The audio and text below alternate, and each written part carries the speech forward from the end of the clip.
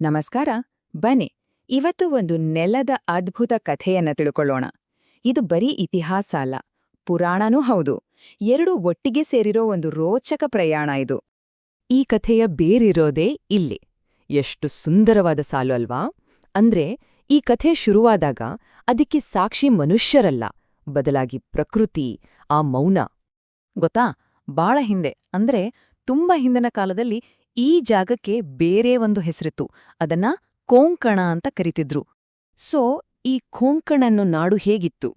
ಅದೊಂದು ಪವಿತ್ರವಾದ ಜಾಗ.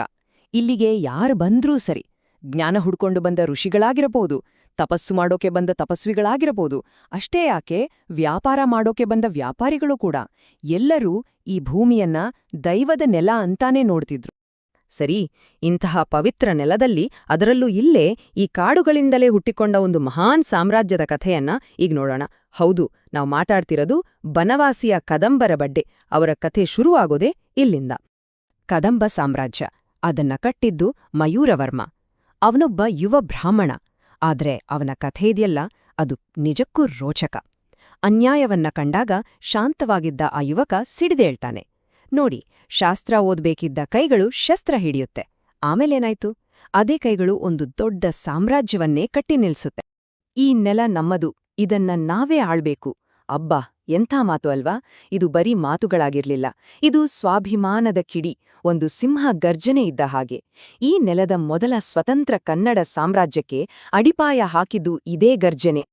ಮಯೂರವರ್ಮ ಕಟ್ಟಿದ ಬನವಾಸಿ ಇದೆಯಲ್ಲ, ಅದು ಕೇವಲ ಒಂದು ರಾಜಧಾನಿಯಾಗಿ ಉಳಿಲಿಲ್ಲ, ಅದು ಜ್ಞಾನದ, ಸಂಸ್ಕೃತಿಯ, ಧರ್ಮದ ಒಂದು ದೊಡ್ಡ ಕೇಂದ್ರವಾಗಿ ಬೆಳೆಯಿತು. ಒಂದ್ರೀತಿ ಜ್ಞಾನದ ದೀಪ ಇದ್ದ ಹಾಗೆ. ಅದರ ಪರಂಪರೆ ಇವತ್ತಿಗೂ ಜೀವಂತವಾಗಿದೆ ಅನ್ನೋದು ವಿಶೇಷ. ಸರಿ, ಕದಂಬರ ಯುಗ ಮುಗೀತು. ಹಾಗಾದ್ರೆ ಆಮೇಲೇನಾಯ್ತು? ಈ ನೆಲದ ಕಥೆ ಅಲ್ಲಿಗೆ ನಿಲ್ಲಿಲ್ಲ. ಒಂದಾದ ಮೇಲೆ ಒಂದರಂತೆ ಬೇರೆ ಬೇರೆ ಸಾಮ್ರಾಜ್ಯಗಳು ಇದನ್ನ ಆಳಿದುವು. ಬನ್ನಿ, ಆ ಅಧಿಕಾರದ ಏರು ಇಳಿತಗಳ ರೋಚಕ ಪಯಣವನ್ನ ನೋಡೋಣ. ನೋಡಿ, ಇದೊಂದ್ ರೀತಿ ರಿಲೇ ರೇಸ್ ಇದ್ದ ಹಾಗೆ.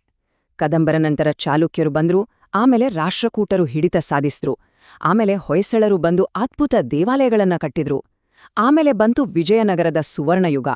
ಕೊನೆಗೆ ಆದಿಲ್ ಶಾಹಿಗಳಂತಹ ಹೊಸ ಶಕ್ತಿಗಳು ಬಂದ್ವು. ಅಂದ್ರೆ ರಾಜರುಗಳು ಬಂದ್ರು ಹೋದ್ರು, ಆದ್ರೆ ಈ ನೆಲದ ಆತ್ಮ, ಅದರ ಚೈತನ್ಯ ಇದೆಯಲ್ಲ, ಅದು ಮಾತ್ರ ಯಾವತ್ತೂ ಬದಲಾಗಲೇ ಇಲ್ಲ. ವಿಜಯನಗರದ ಕಾಲದಲ್ಲಂತೂ ಈ ಪ್ರದೇಶದ ವೈಭವ ಉತ್ತುಂಗದಲ್ಲಿತ್ತು.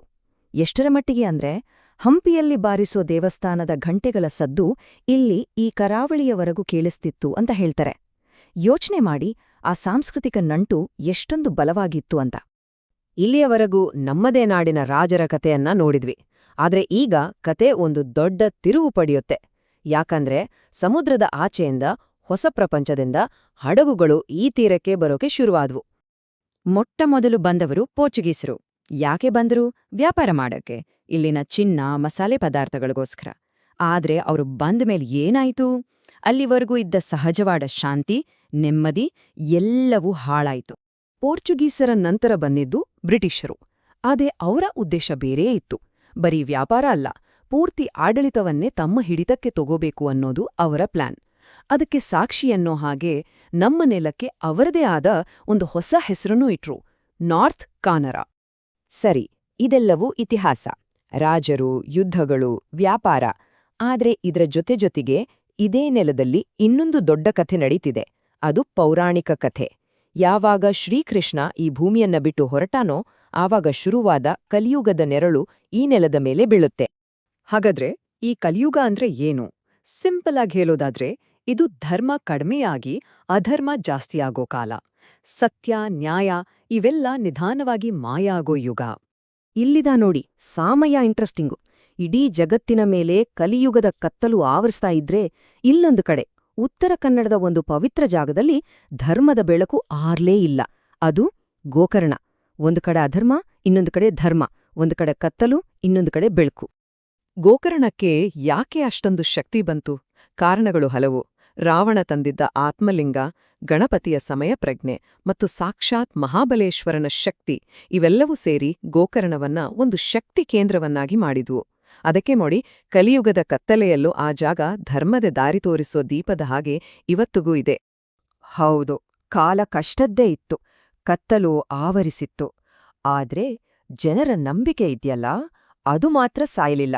ಬದಲಾಗಿ ಅದು ಇಲ್ಲಿನ ಅದ್ಭುತವಾದ ಜಾನಪದ ಸಂಪ್ರದಾಯಗಳ ರೂಪದಲ್ಲಿ ಜೀವಂತವಾಗಿ ಉಳಿತು. ಇಲ್ಲಿನ ಭೂತಾರಾಧನೆ ಇರ್ಬೋದು, ನಾಗಾರಾಧನೆ ಇರ್ಬೋದು, ಅಥವಾ ಜಗದ್ವಿಖ್ಯಾತ ಯಕ್ಷಗಾನ ಇರ್ಬೋದು, ಇವೆಲ್ಲ ಏನ್ ತೋರಿಸುತ್ತೆ ಗೊತ್ತಾ?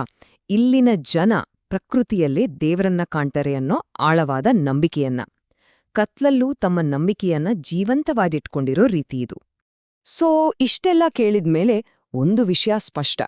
ಇಂದು ನಾವು ನೋಡೋ ಉತ್ತರ ಕನ್ನಡ ಅನ್ನೋದು ಕೇವಲ ಒಂದು ಜಿಲ್ಲೆ ಅಲ್ಲ. ಅದೊಂದು ಜೀವಂತ ಕಥೆ. ಯಾರ ಕಥೆ? ಅನ್ಯಾಯದ ವಿರುದ್ಧ ಸಿಡಿದೆದ್ದ ಕದಂಬರ ಧೈರ್ಯದ ಕಥೆ. ಒಂದರ ನಂತರ ಒಂದು ಬಂದ ಸಾಮ್ರಾಜ್ಯಗಳ ಏಳುಬೀಳುಗಳ ಕಥೆ. ಎಲ್ಲಕ್ಕಿಂತ ಹೆಚ್ಚಾಗಿ ಕಲಿಯುಗದ ಕತ್ತಲಿಯಲ್ಲೂ ಆರದೆ ಉರಿಯುತ್ತಿರುವ ಧರ್ಮದ ದೀಪದ ಕಥೆ. ಇವತ್ತಿಗೂ ಆ ಕಾಡುಗಳು ಇದೇ ಕಥೆಗಳನ್ನ ಪಿಸುಗುಟ್ಟುತ್ತಿವೆಯಂತೆ. ಗಮನವಿಟ್ಟು ಕೇಳಿದ್ರೆ ಆ ಧ್ವನಿ ನಮಗೂ ಕೇಳಿಸಬಹುದೇನೋ ಅಲ್ವಾ?